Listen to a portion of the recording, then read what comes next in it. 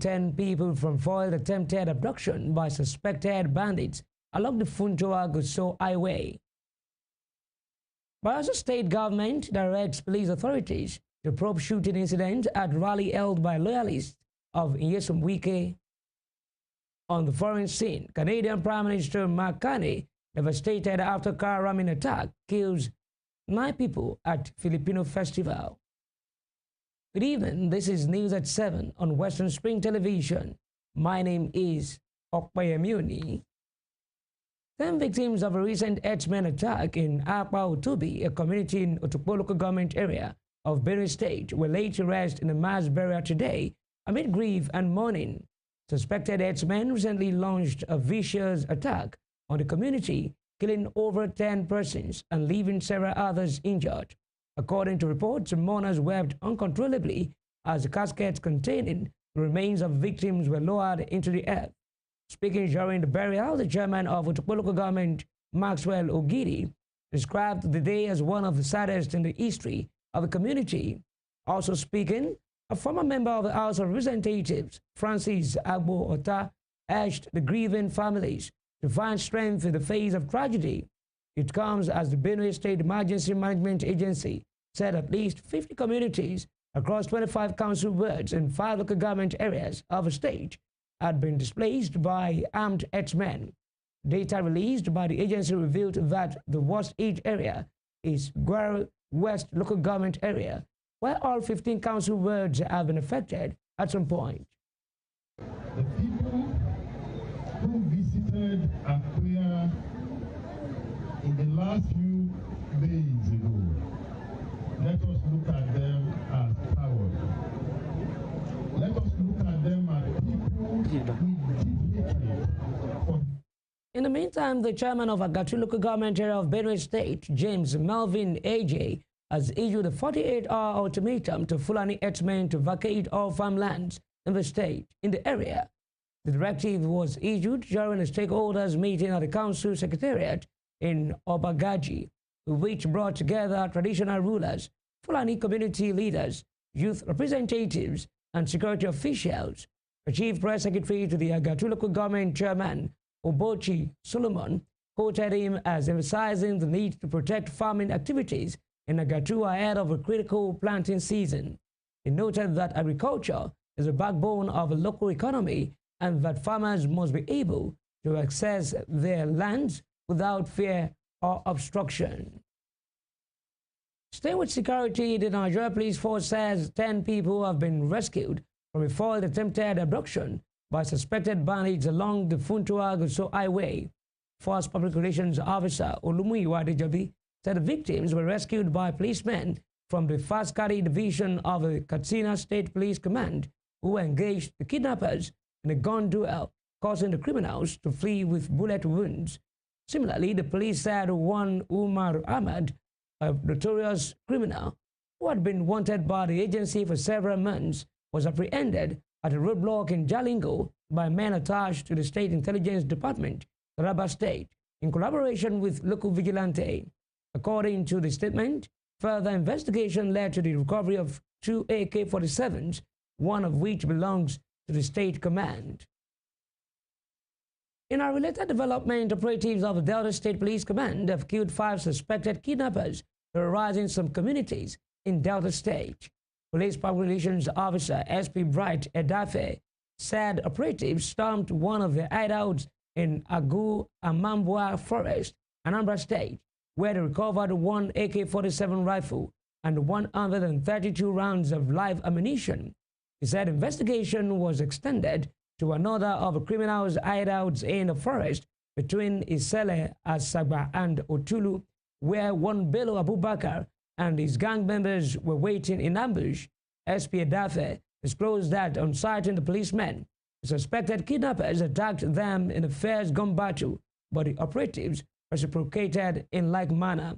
The suspects could not withstand the firepower of the operatives as they ran in different directions with various degrees of bullet injuries. He added that 5 of the suspects, including Abubakar, who could not escape due to severity of the injuries, were taken to the hospital, but they were confirmed dead. Here in Osun State, poets, writers, literary enthusiasts, and media professionals have shared their creative processes and inspirations at an event put together by the Osun Literary Network. The program was also an avenue for people to share their expertise on various aspects of poetry and writing.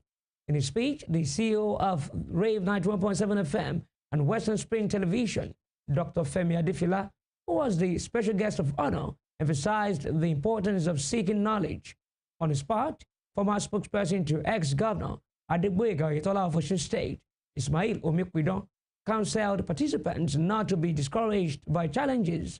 Speaking in an interview with Rave FM News, Nigerian musician and songwriter Dr. Segun Akinolu, known as Beautiful Nubia, shared how his background influenced his work and urged young people to find their purpose in any artistic discipline and make sure to own it.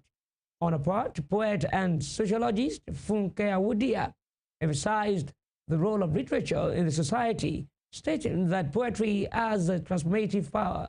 The creative economy is Nigeria's second largest employer, providing jobs for 4.2 million people. Projections suggest it could create an additional 2.7 million jobs by the end of 2025. And let me tell you that only knowledgeable people have solutions to barriers. If you are not knowledgeable, you cannot provide solutions. People who seek knowledge are change makers. If you want to make a change in your field of handiwork as a human being, and you want to add value to life, you must seek knowledge. Is that in life, as you aspire towards whatever it is you have desired to become in life, do not be discouraged by the obstacles you meet along the line. No doubt, the role of literature in the society is a very huge one.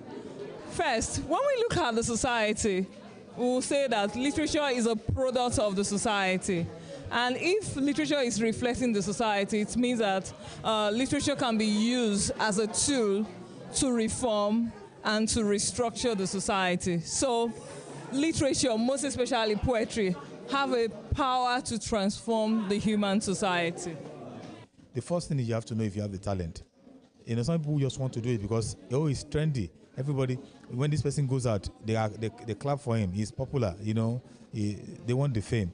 You cannot come to music or to the arts just because you want fame. You come there because you have a talent and you know that you owe it to society. You owe it to your people to say certain things in whether in your literature or in your music or in your drama, you know, whatever artistic discipline you are in. You owe it to the people to tell them what is right, to help them become better, to help them find progress, to help our society find change and development. And so if that is your purpose, if you set out as an artist trying to do that. Elsewhere, the coordinating Minister of Health and Social Welfare, Professor Muhammad Pate, has said the country has secured $5.5 billion in private sector capital. Pate, who disclosed these on his X handle on Sunday, said investment was achieved under the leadership of President Bola Tinubu.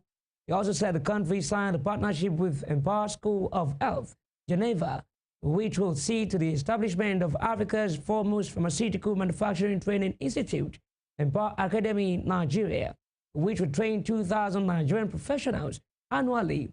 He further said the academy, supported by cutting-edge equipment and world-class facilities, will offer certification courses in partnership with the Africa CDC, the World Health Organization, the United Nations Institute for Training and Research, and the International Federation of Pharmacists, among others.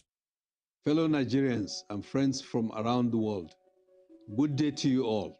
Today I am pleased to inform you that under the leadership of His Excellency President Bola Ahmed Tinubu GCFR, the federal government of Nigeria has taken a giant step forward in its effort to localize the manufacturing of pharmaceuticals and medical devices in our country for the benefit of our people, our economy, and our region at large.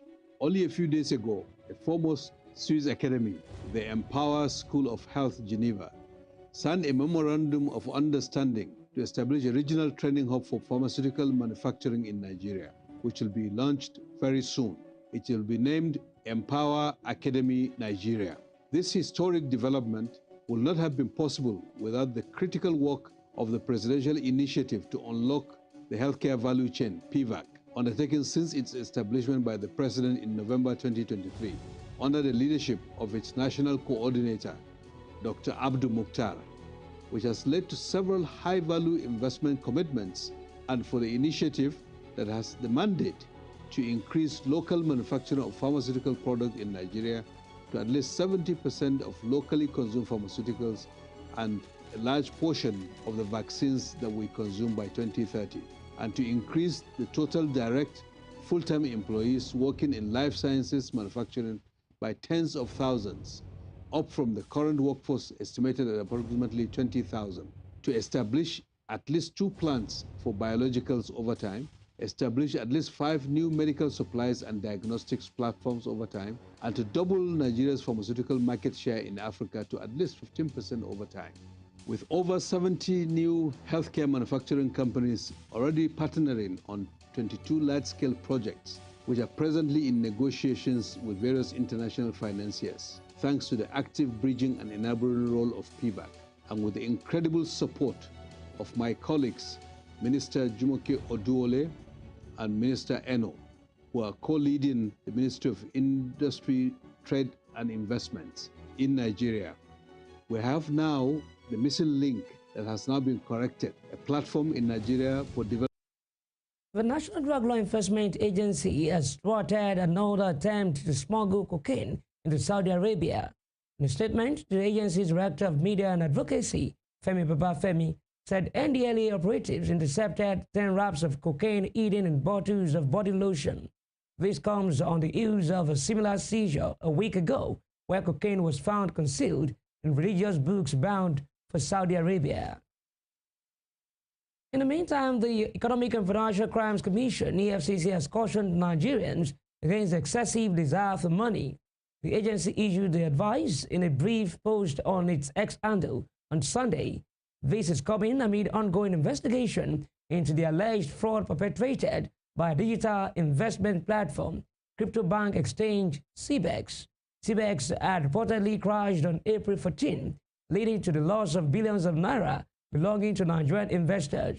The EFCC on Friday declared 8 persons wanted over their alleged involvement in a fraudulent scheme linked to the online trading platform.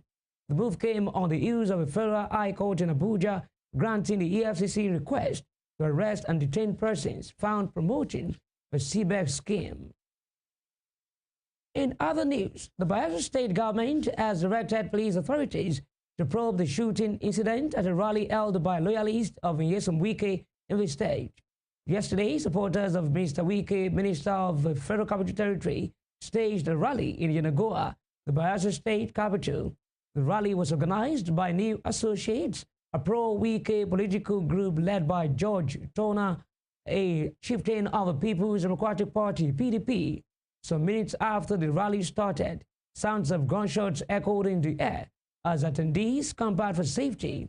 In a statement today, Bayelsa Commissioner for Information, Obiwo Koku Obi, said the police should identify and arrest those involved in the shooting. The state government said the incident was not a coincidence, as the organizers had earlier threatened that the good, the bad, and the ugly would attend the event. You're watching News at 7 on Western Spring Television. Still to come, Lagos State government seals presidential